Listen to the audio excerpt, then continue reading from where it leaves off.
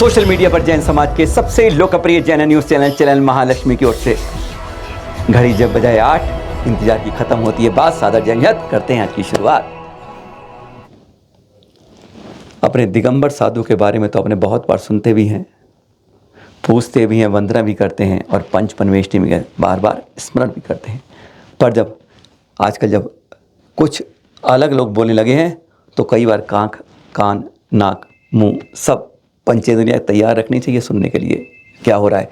एक पहले हम वैदिक संस्कृति के आप कथावाचक कहें या संत कहें, उनसे सुनते हैं क्या कहते हैं वो हमारे दिगंबर साधु के प्रति। पहले उनसे सुन लीजिएगा जो ऋषभ देव से महावीर स्वामी जी की परम परिवार हैं, क्योंकि ये काम की बात है, ध्यान रखने वाली बात है, सबको सुनाने वाली बात है। सुनिए पहले जरा, क्योंकि फिर कुछ और भी सुनना है इसके बाद। जितने भी दिगंबर जैन साधु हैं आज के युग के जीते जागते ये तपस्वी है, इनके त्याग का वर्णन कोई नहीं कर सकता आज के समय में, कोई भी नहीं। कितने बड़े त्यागी हैं, कितना बड़ा उनका त्याग है। वो दिगंबर है, उनके पास भी ऑप्शन था हमारी तुम्हारी तरह अपने घर में रहने का, पर उन्होंने संसार के कल्याणार्थ, अपने कल्याणार्थ, अपनी पीढ़ियों को तारने के कल्याणार्थ ऋषभदेव भगवान महावीर के पथ पर चलना स्वीकार किया। सुन लिया आपने, विशेषकर उनको सुनाना था ये। वो जो है ना, दिल्ली में आते तो खादी टोपी पहन के, खादी कपड़े पहन के कहते हैं हम नेता बन गए हैं, और जब गिरनार पहुंचते हैं तो कहते हैं भगवा वस्त्र पहन के हम यहाँ के मठाधीश बन गए हैं। ध्यान व्रत व्यवस्था के अनुसार वो रंग बदलते हैं। बड़ी गजब की बात है, रंग कैसे बदलते हैं। पर हाँ, अब सुनाते हैं एक कथावाचक रंगम कृष्ण महाराज जी कथा सुनाते हैं, और वो कथा कैसी सुनाते हैं सोच के हमारे होश उड़ जाते हैं। आपके भी उड़ जाएंगे जब सुनेंगे, अंदर अंदर कुछ होने लगेगा, बाजुआं फड़केंगी, ब्लड बढ़ेगा, धाराएं तेज बढ़नी शुरू होगी। सुनिए जरा उनसे किस तरीके कहते हैं ना, वैसे तो कालाक्षर भैंसा और अच्छा रहता है, पर नीम हकीम खतरे जान होता है। जरा सुन लीजिए इनसे जरा क्या क्या बताते हैं। जब जानकारी ना हो तो उस बारे में नहीं बोलना चाहिए, कम से कम कथा कहें तो सही कहनी चाहिए। सुनिए जरा। ऋषभ देव जी ने निर्वस्त्र दिगंबर धारण किया, निर्वस्त्र हो गए। साधुओं ने कहा महाराज ये तो बहुत बड़ा अपराध है, यह अपराध की श्रेणी में आता है। कहा है, कहा अपने वस्त्र का त्याग किया, आपके नंगे शरीर को कोई स्त्री देखेगी तो उसका अपमान होगा। बोले स्त्री हमारे पास आए काहे को, क्या काम है उसका? हाँ, जंगल में स्त्री का क्या काम? बोले महाराज जो जंगली पशु पक्षी हैं, मादा, वो मादाएं देखेंगी तो क्या होगा, उनका अपमान होगा ना।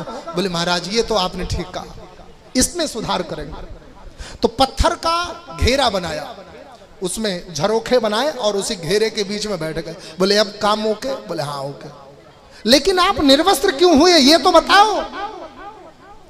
कहा जब मैंने घेरा बना लिया है कि ताकि जंगली पशु पक्षियां जो नर और मादा हैं ये मुझे नग्न देखकर इन अपमानित ना हो, इनके अपमान का दोष मुझे ना लगे, इसलिए मैंने घेरा बना लिया। पर मैंने जो ये दिगंबर धारण किया है ना, ये जो मैं दिगंबरी बना हूं, ये मैं मनुष्यों के लिए ही बना हूं, उन्हीं के नाते बना हूं। क्यों?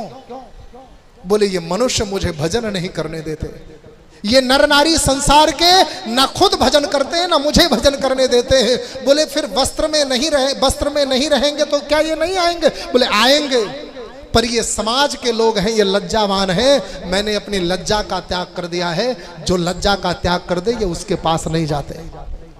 एक गणिका अपने ऊपर से लेकर नीचे तक वस्त्र और गहने में लद जाए, लेकिन समाज की कोई स्त्री उसकी सहेली नहीं बनती। उसी प्रकार जब कोई पुरुष वस्त्रों को त्याग दे, अपनी लज्जा का त्याग कर दे, तो समाज का व्यक्ति उसके साथ सेल्फी नहीं लेता।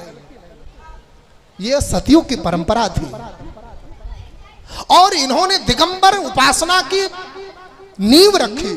हे दुनिया के लोगों, साधुओं को उपदेश किया, हे साधुओं, अगर तुम संसार से वास्तव में अपने मोह को भंग करना चाहते हो और तुम्हारे ना चाहते हुए भी संसारिक प्राणी तुम्हारे करीब, तुम्हारे पास आते हैं, तो तुम दिगंबर बन जाओ, जंगल में आकर के नंगे हो जाओ, लज्जा का त्याग कर दो, ये समाज के लोग पीछे नहीं आएंगे। पर भगवान ऋषभदेव को शायद ये नहीं पता था कि आने वाले समय में कलयुग आएगा और यही दिगंबरी लोग समाज में जाकर कथा प्रवचन करेंगे और गांव-गांव, नगर-नगर भ्रमण करेंगे, इस लज्जावान समाज को निर्लज्ज बनाएंगे। ये उनको नहीं पता था। ये परमात्मा की बनाई हुई नीति है, ये परमात्मा का बनाया हुआ नियम है। और परमात्मा का नियम कहता है सन्यासी का गुरु सन्यासी हो सकता है, गृहस्थ का गुरु गृहस्थ हो सकता है। जो सन्यासी हो जाए उसे समाज में नहीं आना चाहिए और जो गृहस्थ हो उसे समाज का बहिष्कार नहीं करना चाहिए। पर आज हम समाज के बहिष्कार के पात्र हैं और समाज का बहिष्कार भी करते हैं, और जो समाज से बहिष्कृत है उसी के साथ हम सेल्फी लेते हैं। क्यों?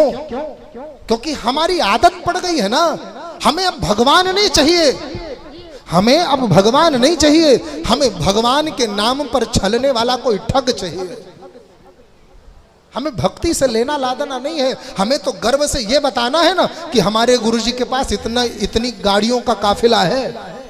हमारे गुरुजी की सभा में तो प्रधानमंत्री भी जाते हैं। प्रधानमंत्री वहां भक्ति के लिए नहीं जाता। देश का प्रधानमंत्री यदि किसी आश्रम में जाता है तो अपने वोट बैंक के लिए जाता है, अपनी भक्ति के लिए नहीं जाता। और अगर आपको भक्ति करनी है तो उस प्रधानमंत्री वाले बाबा को त्याग देना, पहले त्याग देना, फिर आप भक्ति कर पाओगे, वरना नहीं कर पाओगे। कलयुग है, कलयुग में तो पल पल आपको ठगने वाले लोग पड़े हैं। यहाँ तो ब्रह्मचारी जी के यहाँ बच्चे खेलते हैं और फलहारी जी के यहाँ अनाज की बोरियां गची रहती है। त्यागी बाबा के यहाँ गाड़ी और बिल्डिंगों की जमात भरी पड़ी रहती है महाराज। उनके यहाँ एयर कंडीशन कमरे मिलते हैं त्यागी बाबा के यहाँ। ये कलयुग है, कलयुग में सब कुछ उल्टा होता है। हाँ, तो रंगम कृष्ण महाराज जी, आज जैन समाज उस तरह का नहीं है। आज युवा जाग गया है। आपको ये एक रात में ही पता चल गया होगा। वैसे हाँ, नंबर लोगों को वायरल हुआ, और जैसे सेक्टर 50 की बात है, जब चैनल मशीन बताया था कि ये नंबर है और उस तरह हुआ था, बस वही रात इनके लिए हो गई, पूरे परिवार के लिए, आसपास सबके लिए अशांत दौर आ गया। पर एक बात कहेंगे हम जैन भाइयों से, अपने जैनत्व को मत भूलिएगा। किसी को समझाना हो बार बार समझाइए, ठोक ठोक के समझाइए, पर अपनी शालीनता से, सभ्यता से, अहिंसा और शांतमय वातावरण से। क्योंकि जब भी सीधी उंगली निकले तो टेढ़ी करने की ज़रूरत नहीं पड़नी चाहिए। और बस जब साधु, हमारे पास से 10-12 लोगों ने अपनी वो भेजी क्लिपिंग कि उन्होंने क्या समझाया, पर हम वह नहीं बता रहे, सीधा सीधा बता रहे हैं। जब यह कहते हैं ना, जब लौट का बुद्धू घर को लौटा है शाम को, तो वह भूला नहीं, बस इतना ही काफ़ी है। सुनिए, जब लोगों ने इनको रात भर परेशान कर दिया तो सुबह उन्होंने फिर एक क्लिप निकाला, जरा सुन लीजिए। क्षमा मांग ली और कहते हैं कोई क्षमा मांग ले तो उस भूले को क्षमा कर देना चाहिए। अंत वहाँ सब पढ़ नहीं। पर ये सुना रहे हम गिरनार वालों को भी, थोड़ा सुन लीजिए, सुन लीजिए, सुनिए। हाँ, सुनिए ज़रा क्या कहा इन्होंने। मेरा एक वीडियो का एक छोटा सा क्लिप वायरल हो रहा है, जिसमें किसी लोगों को लगता है कि मैंने ऋषभदेव भगवान का अपमान किया है या जैन मुनियों का अपमान किया है। तो मेरी ऐसी कोई मंशा नहीं है। मैंने जो कुछ भी कहा है वो अपने ज्ञान के अनुसार कहा है। और ये भी बता दूं, मैं कोई तत्वदर्शी या त्रिकालदर्शी नहीं हूँ, मैं कोई बहुत बड़ा ज्ञानी नहीं हूँ, परंतु जितनी मेरी इस तुच्छ बुद्धि में समझ आया, मैंने अपनी बुद्धि के अनुसार, मैंने अपनी सोच के अनुसार उसे अभिव्यक्त किया है। और जिसके लिए मैं किसी की भावना को आहत नहीं करना चाहता। अगर बात डिबेट की आती है तो बहुत बड़ा विषय बनता है, डिबेट बहुत बड़ा विषय बनेगा। तो अधिक बातों को ना करते हुए अगर किसी की भावना को ठेस पहुंचती है तो उसके लिए मुझे पूरी तरह से खेद है। मैं पूरी तरह से उस व्यक्ति के साथ हूं और उससे क्षमा मांगता हूं। देख लीजिए,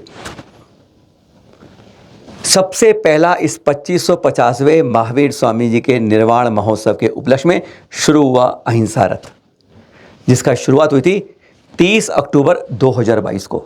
30 अक्टूबर 2022 को जयपुर के अंदर राजस्थान के राज्यपाल ने, सौभाग्य राज चलन हमारी टीम भी वहीं थी। फिर 1 जनवरी 2023 इसी साल पहले दिन राजस्थान के मुख्यमंत्री अशोक गहलोत ने इसको दक्षिण में रवाना किया था, जहां से प्रभावना करते करते करते करते करते करते अब दिल्ली पहुंच चुका है। और अब जब रविवार 26 नवंबर को हम आप नहीं 120 संत होंगे, जहां पर 12 आचार्य होंगे एक ही मंच पर, श्रवण बेलगोला और शिखर जी के बाद इतिहास में पहली बार आप कहेंगे नहीं चिंता मत करिए, कल सुबह आपको पूरा बताएंगे, आपको उन आचार्यों के नाम बताएंगे और 120 के संत होंगे, आपको पूरा बताएंगे। हाथ कंगन को आरसी किया और पढ़े लिखे को फारसी किया, हवा नहीं मार रहे हैं। 120 दिसंबर संतों की पूरी लिस्ट आपको सुनाएंगे कल सुबह पर। हाँ, उनके सबके समक्ष में आदि सागर अंकलिकर परंपरा के आचार्य श्री सुनील सागर जी, चतुर्थ पट्टाचार्य, महावीर कीर्ति जी,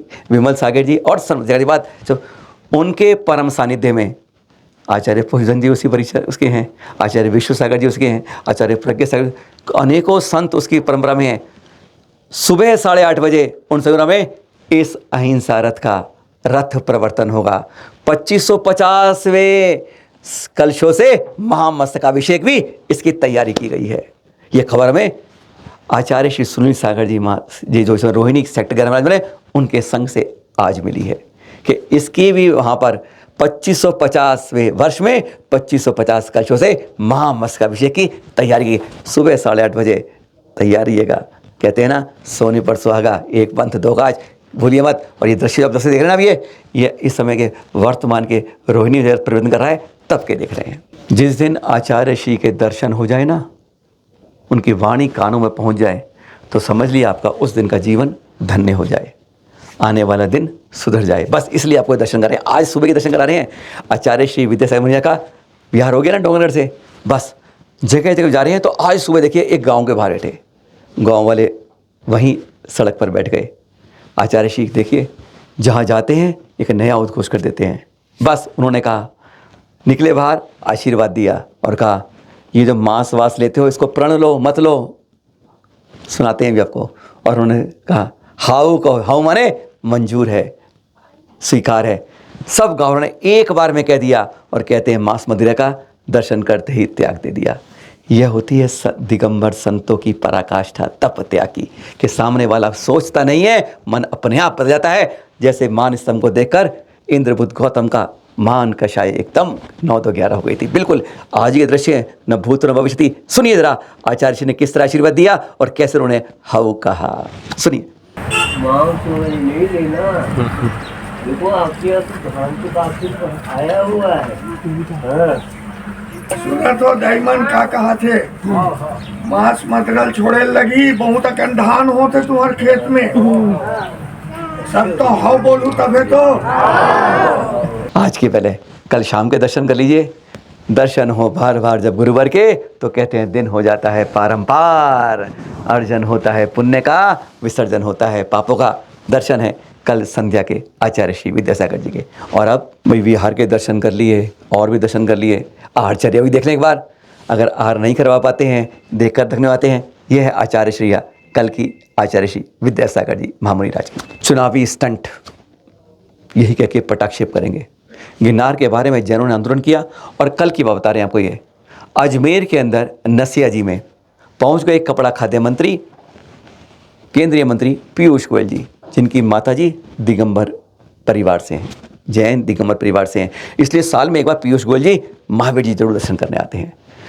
कल आइए सोनिया जी में इनसे समाज के 200-250 लोग खड़े हो गए। वहाँ पर बैनर लगाया हुआ, जैसे चित्र में देख रहे बैनर भी लगाया। जब इन्हें मालूम चला सब कुछ है, तो उन्होंने एक अंदर ही बताया क्या पूछा। गिरनार की जब समाज वाले बात कर रहे थे तो वे पूछ रहे थे कान में, पूछा भाई ये गिरनार जी कहाँ पर है, वहीं झारखंड में है क्या? मतलब हमारे कई जानकारी तीर्थों के बारे में हमारे कई मंत्रियों को नहीं है और घटना क्या यह भी नहीं पता। ये तो एक बात पता चला, जब उन्हें सारी बताई तो हैरान हो गए, ऐसा है ऐसा है ऐसा है, ऐसा तो नहीं होना चाहिए। पर उन्होंने कहा अभी तो आचार संहिता लगी है, इसलिए यहाँ पर नहीं बोल सकता मैं। कैमरे बंद कर दो, रिकॉर्डिंग बंद कर दो, माइक बंद कर दो और फिर उसके बाद चर्चा सुनिए। और फिर कह दिया अभी आचार संहिता लगी है। आश्वासन इन्होंने भी दिया। जितने भी नेता इस चुनाव इस दौरे में मिले हैं, सब ने आश्वासन पर आश्वासन पर आश्वासन जरूर दिए हैं। ठोस कार्य कौन करेगा पता बन जाएगा, पर कह रहे हैं इन्होंने थोड़ी जानकारी डीजीपी और लोगों से ली है। बस इतना ही कहेंगे। यही है कि इतिश्री हो रही है। आंदोलन जैन समाज को जारी रखना होगा, क्योंकि चुनावी स्टंट खत्म। अब देखिएगा किस नेता के कान में जू रहेंगी या नहीं रहेगी, आपको सब पता चलेगा। फिर मिलेंगे सुबह आपसे। हाँ, बात करेंगे कल 2 खास बात करेंगे, गांठ बांध दीजिएगा।